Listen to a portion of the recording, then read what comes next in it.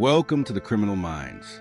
Today's episode is about a young girl who was full of life until she disappeared. December 18th, 2011, St. Louis, Missouri. A black 1998 Chevy Blazer sits idling in the middle of the road. Keys still in the ignition. The driver's door is wide open. The engine is running. Inside, there's no wallet, no phone. There is no trace of where the driver might have gone. The SUV belongs to Phoenix Coldon, a 23-year-old college student, talented fencer, church musician, and only child of loving, devout parents. And that moment, frozen in time on a quiet street in East St. Louis, marks the last confirmed sighting of her. Phoenix Coldon seemingly disappeared in broad daylight, leaving behind more questions and answers, and a trail of overlooked clues that still haunt those trying to find her. The sun had barely risen above the rooftops of Spanish Lake, Missouri, that December morning in 2011, but it had already begun painting the frost-laced lawns in shades of gold. It was a Sunday, one of those calm, crisp winter days where the air felt still and yet alive with the expectancy of a new week. In the Coldon household, just off the quiet suburban cul-de-sac, nothing seemed out of the ordinary. Phoenix Lucille Coldon was up early. She always was. Whether it was for church, schoolwork, fencing practice, or violin lessons, she moved with the disciplined rhythm her parents had instilled in her from a young age. Her mother, Goldia, bustled about the house in her usual way, humming gospel under her breath. Her father, Lawrence, was in the front yard tinkering with small project, tightening bolts on a decorative fixture, the cold biting at his fingers. No one could have guessed that by the end of that day, their world would fracture irreparably. Phoenix moved through the house quietly. She didn't say where she was going and didn't carry a purse or wallet, just her phone and keys. At 3 p.m., she slid behind the wheel of her black 1998 Chevrolet Blazer. Her mother caught a glimpse of her through the front window, her daughter's long frame sitting upright, hands on the steering wheel, face calm. The SUV reversed down the driveway, paused momentarily, then turned left and disappeared down the block. It would be the last time Goldie and Lawrence ever saw their daughter. At first, there was no reason to panic. Phoenix was an adult, 23 years old. She often went for drives alone, to the park, sometimes to grab a smoothie or clear her head. She was a creature of habit. But she also liked solitude. An hour passed, then two. Goldie expected to hear the sound of the Blazer's engine returning up the driveway, expected the front door to swing open, and Phoenix to walk in with her earbuds dangling and her expression unreadable as usual. But the hours stretched long. By 9 p.m., with the winter sky fully collapsed into night, concern turned into alarm. Phoenix never stayed out late, without saying where she was going. She was supposed to attend church that evening with her parents, something she rarely missed. But she didn't call. She didn't answer texts. Her phone, the one her parents knew about, rang endlessly, unanswered. Goldia paced the living room. Lawrence combed through phone contacts, calling family, friends, and anyone who might have heard from her. Nothing. By midnight, panic had taken root. What they didn't yet know, and what would only be discovered 2 weeks later, was that Phoenix's car had already been found. At 5:27 p.m. that same day, nearly 3 hours after Phoenix left her driveway, a 911 call came into East St. Louis police. A vehicle had been left in the middle of the road at the corner of 9th Street and St. Clair Avenue, a rough area of town known more for its silence in crimes than its solutions. The engine was running. The driver's door was open. No one was in the car. Inside the vehicle, police found no purse, no cell phone, and no wallet. There were no immediate signs of a struggle. No blood, no broken glass. Just the vehicle sitting there, waiting. The officers had the Blazer towed and impounded, but they didn't run the plates immediately. They didn't connect it to a missing person, because at that time, Phoenix hadn't yet been reported as one. It would be days before anyone realized that the car belonged to Phoenix Coldon, and by then, the trail had grown cold. Back in Spanish Lake, Goldie was already starting to feel the kind of dread only a mother can feel, that unshakable, primal knowing that something wasn't right. She's never done this, she repeated aloud as if saying it over and over might make it untrue. She would have called. She always calls. She tried not to think about the worst possibilities. Maybe Phoenix had gotten into an argument with someone. Maybe she lost track of time, or maybe she just needed space. But the hours ticked on, and the silence grew louder. Lawrence tried to remain the rock, firm, methodical, prayerful. But by the next morning, even he was rattled. He called the police to file a report, but the process was frustrating. She was 23. She was an adult. Had she been in a fight with anyone? Was there any reason to believe she'd just left on her own? The usual questions came, and then the insinuations. Did she have a boyfriend? Drugs? Problems at home? No, Lawrence said. She was fine. Everything was fine, except it wasn't. The irony of the Coldon's life was that they had always tried to do everything right. Goldia had homeschooled Phoenix her entire life to shield her from bad influences. She had strict boundaries, no dating, no sleepovers, no social media. Phoenix had grown up in a world filled with books, Bibles, fencing lessons, and violin practice. She was taught discipline, obedience, and modesty. She was told to trust God and her parents. But sometimes the tighter you grip, the more things slip through your fingers.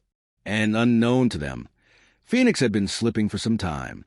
In the days after her disappearance, the Coldons distributed flyers, called every hospital and jail in the area, and began knocking on doors. They begged news stations to cover the story, but the interest was lukewarm at best.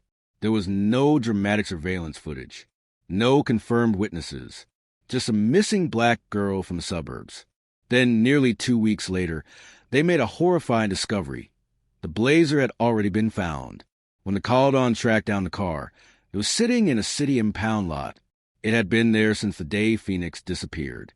The police never connected the vehicle to her because it hadn't been reported stolen, and she hadn't been reported missing yet. When Goldia saw the SUV, her knees buckled. There was no sign of her, she later recalled. It was like she just vanished into the air. What Phoenix was doing that day, where she was going, who she planned to meet, what she was thinking, remains a mystery. But that quiet moment in the driveway, where the ordinary faded into the extraordinary, where Phoenix drove away from her home and into history, would become the last known trace of her. The questions would multiply from there, but the answers never would. To understand how someone like Phoenix Coldon could vanish so quietly, so completely, one must first understand the world she came from, a world shaped by strict discipline, spiritual conviction, and a devotion to order that left little room for chaos or rebellion. Phoenix was born on May 23, 1988, the only child of Goldia and Lawrence Coldon. From the start, she was their everything, their miracle.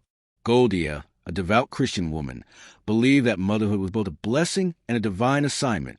Lawrence, a soft-spoken but firm presence, had a background in law enforcement and worked hard to provide a stable home. They named their daughter Phoenix, not for mythical bird, but for its symbolic meaning, rebirth, strength, and resilience. They saw a future in her from the moment she took her first breath. They raised her in Spanish Lake, a quiet suburb of St. Louis, Missouri, nestled between rolling parks and the slowly creeping reach of urban sprawl. Their neighborhood, lined with modest brick homes and aging trees, offered a pocket of peace just far enough from the city's troubled areas. Inside their home, however, the rules were etched in stone. Phoenix was homeschooled from kindergarten through high school. Goldia took charge of her daughter's education, creating a rigid schedule that balanced Bible study, traditional academics, music lessons, and fencing training. The Coldons' belief in God's order extended to every corner of their household. Television was limited. Friends were vetted carefully, and dating was completely out of the question. It's not that we were trying to shelter her from the world. Goldia would later say, we were trying to prepare her for it. But the line between preparation and control can be thin. And Phoenix, bright and curious, began to chafe under the weight of it. From a young age, Phoenix stood out. She was articulate, focused, and talented. At 6, she picked up the violin. By 8, she was already showing signs of virtuosity. She excelled in school, absorbing material at lightning speed, and passed standardized tests with ease. Her parents enrolled her in fencing lessons, a sport that requires precision, patience, and discipline, and she flourished there too. She was not just a child. She was a project, carefully nurtured, shaped, and held to an impossibly high standard. There were no sleepovers, no dances, no boys in public. Phoenix was respectful and quiet, the model daughter. At church, she played violin during service and sang in the youth choir. She smiled politely when spoken to and rarely pushed back. But there were signs, subtle at first, that Phoenix was beginning to live two lives. As she reached her late teens, Phoenix became more introspective, often writing poetry or journaling in private. She had a small circle of friends, most of them church-affiliated. But she began seeking out more diverse voices online, chat rooms, blogs, and early forms of social media. She was curious about things her parents wouldn't talk about. Music that wasn't Christian, relationships, secular college life. She began experimenting with her image. Subtle changes in hair, clothing, and makeup. Nothing overt, but small rebellions nonetheless. Coldon noticed. The rules were reiterated. Curfews were reinforced. But something in Phoenix had shifted. She had begun to ask questions. Questions her upbringing didn't always answer. By 2010, Phoenix was enrolled at the University of Missouri, St. Louis, majoring in biology. To most on the outside, she was thriving. She was balancing school, music, and faith. But inside, she was unraveling, or, perhaps more accurately, awakening. Unknown to her parents, she began dating. Her first serious boyfriend was someone she met through friends, not a church boy, not vetted, and not approved. Their relationship was secret, passionate, and filled with the kind of intensity that can only exist when every moment is stolen. She also started using a second phone, a prepaid, untraceable line, to text and call without her parents' knowledge. On that phone were conversations with her boyfriend and others, evidence of another Phoenix, one who laughed, flirted, questioned authority, and longed for independence. Law enforcement traced some of the activity to Las Vegas. It was never confirmed whether Phoenix had been there or was planning to go, but the digital fingerprint suggested she had been in communication with someone from that region, someone she never mentioned to anyone else. She also moved out, quietly, discreetly, into an apartment with her boyfriend. Her parents never knew. She'd still go home regularly, still attend church functions, still pretend. But the duality was wearing on her. There's a term in psychology, cognitive dissonance, the mental conflict that occurs when beliefs and behaviors are in opposition. For Phoenix, that conflict wasn't just mental. It was spiritual. It was emotional. And eventually it became physical. In the months before she vanished, Phoenix began recording private video diaries on her laptop. These videos would later be uncovered by her family and investigators. In them, she appeared distressed, anxious, and confused. In one video, she whispered to camera, "I'm not happy. I feel like I'm suffocating. I don't know who I am anymore. I want to be free. I want to start over." There were no clear threats, no outright mention of abuse or danger, but there was pain and fear. Was she afraid of disappointing her parents? Of being caught? Or something darker? Or was she simply standing at the edge of a life she no longer wanted to live, ready to leap, but unsure where she'd land?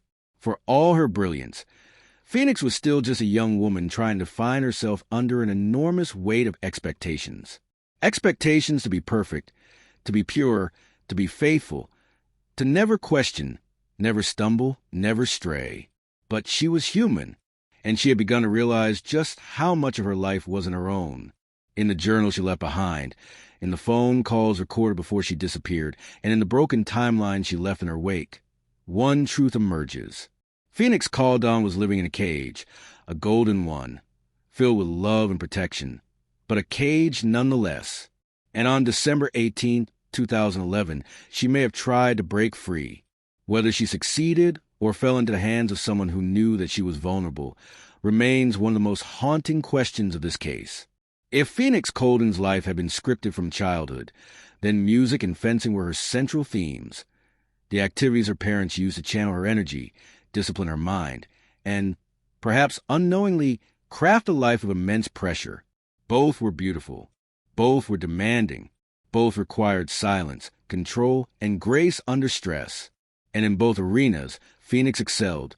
But beneath her polished performances, a battle for self-identity simmered. The struggle between being who she was told to be and who she was becoming. To onlookers, she was poised and composed. But those who truly watched her play could sometimes see something else in her posture, a kind of tightening, like she was trying to keep something buried. A truth, maybe, a scream. Goldia saw her daughter's musical skill as proof of God's blessing, a sign that Phoenix was destined for great things, spiritually, academically, and socially. But as the years passed, Phoenix began to treat music less as a passion and more as a performance, something she had to do, rather than something she wanted to do. Her journal entries hinted at the change. I don't know if I'm doing this because I love it or because I've always done it. Sometimes I feel like I'm just playing for other people's applause. By college, her performances became more private. She would still bring out her violin during worship service, but the joy had faded. And when she did pick up the instrument in solitude, it was almost always to play something outside of the hymns and church-approved set lists. Jazz riffs, contemporary melodies, or slow, aching improvisations that didn't follow anyone's rules. Then there was fencing. Fewer people knew about that part of Phoenix's life, but it was just as defining. She began lessons in her early teens, another activity introduced by her parents as a way to instill grace and focus. Fencing is a sport built on contradiction, aggression housed in elegance, violence masked in choreography. It requires total mental clarity, the ability to anticipate an opponent's next move, the discipline to strike without hesitation. Phoenix, who rarely raised her voice or spoke out of turn, took to fencing with remarkable intensity. She was quick, calculating, and had a calm, predator's patience on the mat. Her instructors praised her technical skill and her quiet ferocity. She rarely lost. But Phoenix wasn't drawn to fencing for competition. She wasn't interested in medals or tournaments. What she craved was control. In the world of fencing, every move had a purpose. Every moment was governed by rules she understood. And in a life where so much fell out of her hands, this was something she could master. Her fencing coach would later recall, she was always extremely composed. But you could tell something was burning under that calm, like she was fighting more than just an opponent. By her early 20s, Phoenix had become a living paradox, obedient and restless, gifted and lost, loved but deeply lonely. Her days were filled with routine, church events, college classes, family dinners. Her nights, however, were becoming a world of their own. She stayed up late texting on her hidden phone, writing in her journals, and recording cryptic video monologues that seemed directed at an invisible audience, or perhaps her future self. In one video, shot weeks before her disappearance, she sits in her parked car, speaking softly to her phone's camera. "I'm just tired of living two lives. I know people would be disappointed if they knew everything, but I can't keep pretending. There's a me they see, and then there's the me that's buried underneath." It wasn't just typical young adult angst. Phoenix was trying to break free, not just from her parents, but from the identity constructed for her since childhood. Music and fencing had become metaphors for the prison she couldn't name, beautiful, well-ordered systems that masked the chaos in her mind. And while she never outright said what she was running from, she made it increasingly clear that she was running. One of the saddest truths about Phoenix's life is that she appeared to have it all: intelligence, talent, beauty, a supportive family, yet felt utterly alone. Part of that came from the social isolation of homeschooling. While her peers were forming friend groups, dating, and navigating adolescence together, Phoenix experienced most of her growth in silence. She wasn't taught to question authority. She was taught to conform. To shine, yes, but only within the approved lines. So, when she eventually started carving out an identity of her own, with secret friendships, hidden phones, late-night drives, and an apartment her parents didn't know about, she didn't have a safe space to process it all. Instead, she split herself in two: the Phoenix her parents had raised, and the Phoenix who was finally starting to ask who she wanted to become. But how long can someone live as two people before the illusion collapses? In music, there's a moment, the fermata, where the note is held, suspended in time. It lingers and hangs on the edge of silence. It can feel eternal. That was Phoenix's life in late 2011, hanging in the pause. caught between the life everyone saw and the one she was trying to find. Phoenix's story was not one of simple rebellion. She wasn't reckless or self-destructive. She wasn't trying to hurt her parents or disgrace her faith. She was doing what many young people do, trying to figure out who she was away from the voices that had defined her. But for Phoenix, the stakes were higher. She had grown up believing that obedience and goodness were the only paths to love, that deviation meant disappointment, that leaving meant betrayal. So she created two lives, one obedient, one exploratory, and tried to balance them like a tightrope walker over an abyss. In her journals, she wrote, "I wish I could be one person all the time, but I don't know how to get there without losing everything." And that may have been the crux of it. Phoenix didn't want to vanish. She wanted to change, to escape the suffocation, not her life entirely. But something or someone got in the way, and on December 18th, 2011, she disappeared, not just from the world, but from a fragile intersection of all the selves she had tried to be. In the years leading up to her disappearance, Phoenix Coldon's life had become a quiet revolution. It wasn't loud. It didn't erupt in arguments or slam doors. There were no arrests, no wild outbursts, no dramatic ultimatums. Instead, Phoenix's rebellion whispered in subtle defiance, in coded journals, in burner phones and concealed addresses. She wore her resistance like a second skin, hidden beneath layers of practiced smiles and composed performances.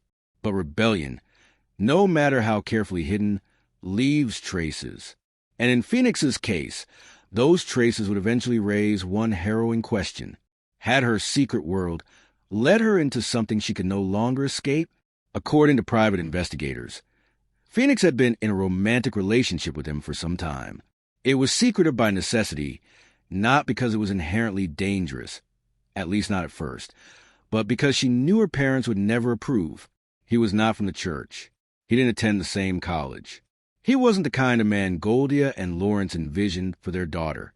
And yet, he offered her what they couldn't: freedom, affection, and a space to be herself without judgment. Still, the relationship wasn't perfect. Investigators later uncovered evidence of arguments, miscommunication, and possible jealousy on both sides. In one journal entry, Phoenix wrote, "He says he loves me, but I don't think he knows what love is. Sometimes I feel like I'm just trying to fill the silence with someone who doesn't see the real me either." Even so, she stayed, perhaps because any version of love, even a flawed one, was preferable to the emotional solitude she often felt at home. It was with him that she moved into the apartment. It was with him that she planned, at least loosely, for a different future. But by late 2011, the relationship had begun to crumble. Phoenix moved back in with her parents, but not because she wanted to. She moved back because she felt cornered, stuck between two versions of her life, neither of which felt entirely safe. Phoenix's journals became her confession booth, the one place she could be unfiltered, unpolished. Some entries were poetic. Others were raw and scattered. Many spoke of internal conflict. "I'm tired of pretending I'm okay. I'm tired of playing the violin and smiling when inside I feel like I'm screaming. They want me to be perfect, but I don't know who that girl is anymore." One entry, dated just a few weeks before her disappearance, simply read, "I'm going to do it.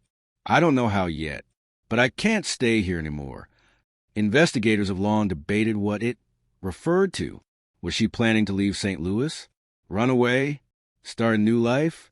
Or was she referring to something darker, a cry for help buried beneath code? Goldia, upon reading her daughter's words, was devastated.